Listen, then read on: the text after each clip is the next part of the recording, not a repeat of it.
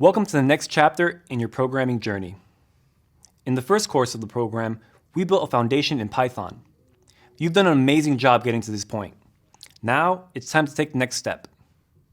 We're going to build on that foundation to boost your programming toolkit with even more useful tools. Are you excited? Are you a little nervous? Don't worry about a thing. As always, we're here to guide you and help you build your confidence step by step. Are you ready? Let's do this. To really get the most out of this course, we strongly recommend that you have Python installed on your machine. Having Python at your fingertips like this lets you understand how to run Python programs, how to install additional Python modules, and how it all comes together. So we'll devote some of the next videos to guiding you through setting up your environment. We'll then use your newly configured Python environment to run Python scripts locally, discover how to organize code into different files, and talk about what code editors are for and how to choose what tools to use. After you get set up and familiar with your environment, we'll dig deeper into some automation concepts.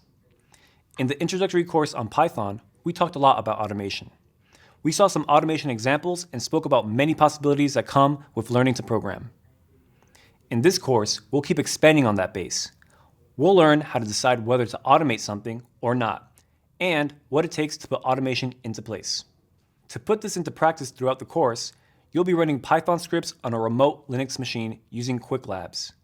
This tool lets you experience real-world scenarios that simulate programming problems you'll likely have to tackle in an IT job.